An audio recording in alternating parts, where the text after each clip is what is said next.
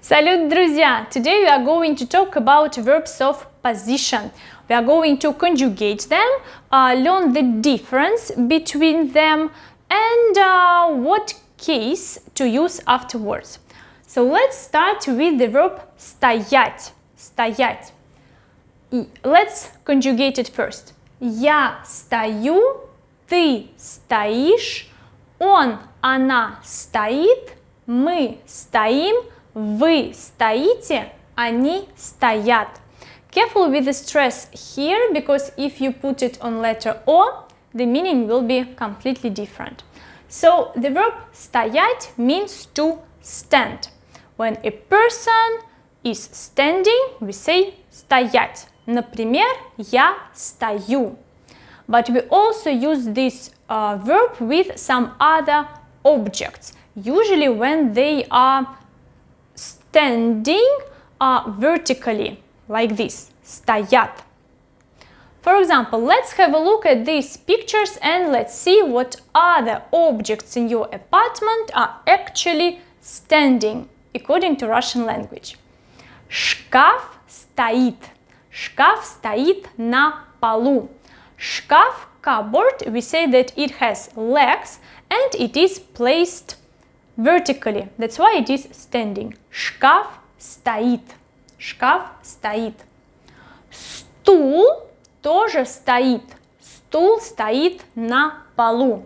It also has legs and it is placed vertically. Стул стоит на полу. Холодильник стоит.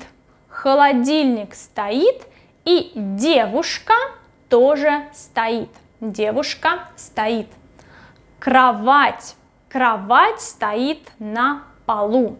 Кровать стоит. Стол стоит. Стол стоит.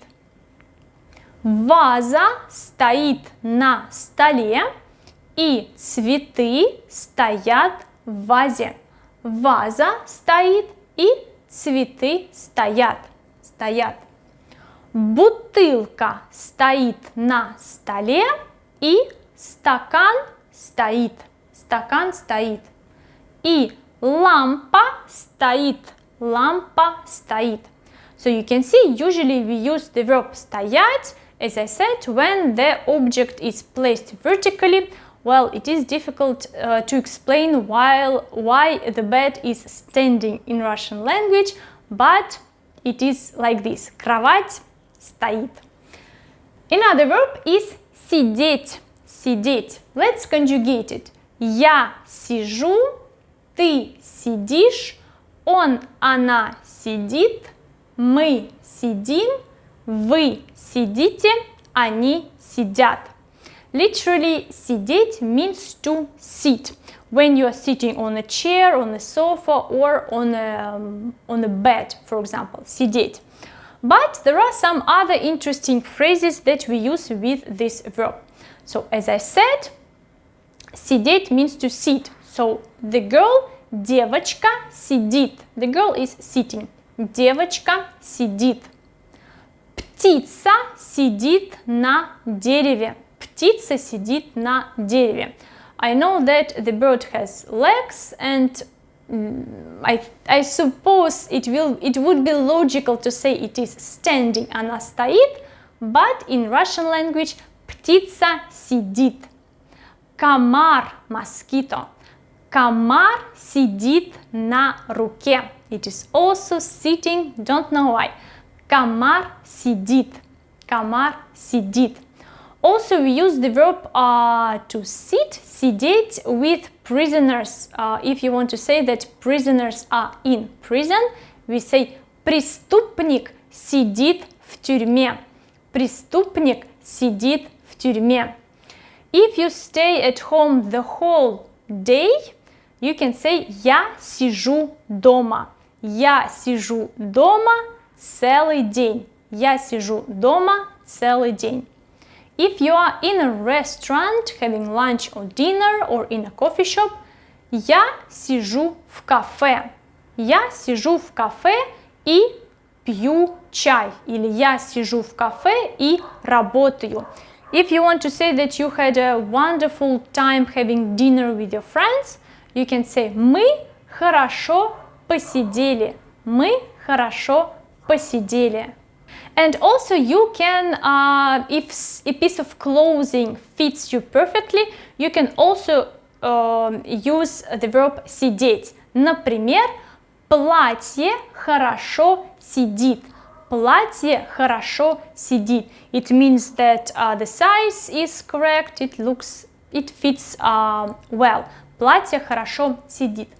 Next verb is лежать. Let's conjugate it.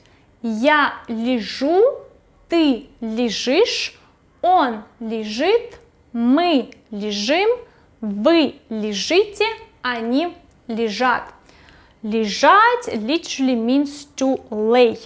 You can lay on a sofa, on the floor, in a bed, and we also use this verb when the object is placed horizontally, okay, like this. For example, let's have a look at these pictures. Мужчина лежит на диване. Мужчина лежит на диване. Книга лежит на столе. Книга лежит на столе. Careful here, you can see on the picture that the book is placed like this. That's why it is лежит. Книга лежит. If you put a book vertically, книга стоит. Книга стоит, книга лежит. So here the position is very important. But here, in this picture, книга лежит. Ковер лежит. Ковер лежит на полу. Ковер лежит. Деньги лежат. Деньги лежат на столе. Деньги лежат в сумке. Деньги лежат в банке. With money we use the verb лежать. Деньги лежат в банке. Ключи тоже лежат. Ключи лежат. Ключи лежат на столе. Ключи лежат в кармане. Ключи лежат в сумке. And the last picture is тетрадь. Тетрадь лежит на столе. Ручка лежит на тетради. Очки лежат на столе. So, some examples of the verb лежать. And last verb is висеть. Let's conjugate it. Я вишу, ты висишь, он висит, мы висим, вы висите, они висят. Literally, висеть means to hang. Let's have a look at these pictures. Занавески висят. Занавески висят на окне. Зеркало висит на стене. Зеркало висит на стене. Картина тоже висит на стене. Картина висит. Люстра висит на потолке. Люстра висит на потолке. Обезьяна висит на дереве. Обезьяна висит на дереве. Одежда висит. Одежда висит на вешалке. Одежда висит на вешалке. Now the question is which case to use after these verbs. When you are talking about location, where these objects are located, we use different cases based on the preposition you want to use. So after prepositions на means on, when something is located on something, or preposition в means in, when something located inside of something, you need to use prepositional case, предложный падеж. Например, книга лежит на столе.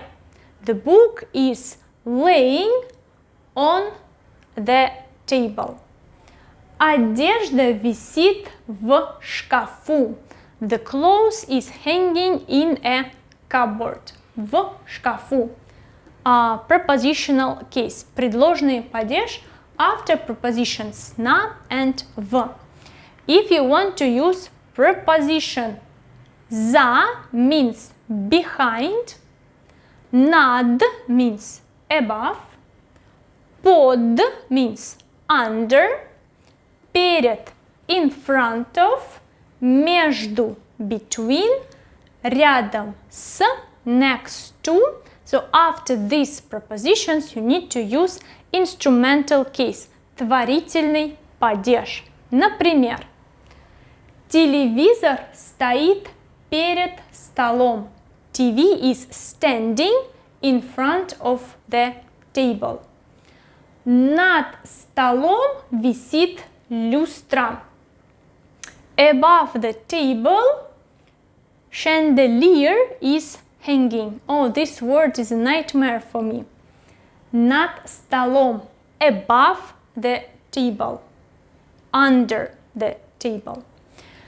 Я сижу между родителями. I'm sitting between parents. So as I said, after these prepositions, you need to use instrumental case. After prepositions у, возле, около means near, next to, вокруг, around, you need to use a genitive case. Родительный падеж. For example, у окна, около двери стоит диван. Near the window, next to the door, the sofa is standing. Вокруг стола стоят стулья. Around the table, the chairs are again standing. There are chairs. So when you are talking about location, where the objects are located, pay attention to the preposition and then choose the right case. Now I will show you a picture with a short text where you need to fill in the gaps with these verbs. Pause the video, think, write down the answers, and then don't forget to check the answers. So this is the picture. Pause the video. Done. Let's see the answers. Here they are. I hope you didn't make any mistakes, and I hope this video was useful for you. Let me know if you have any questions. I see you guys next time. Пока-пока.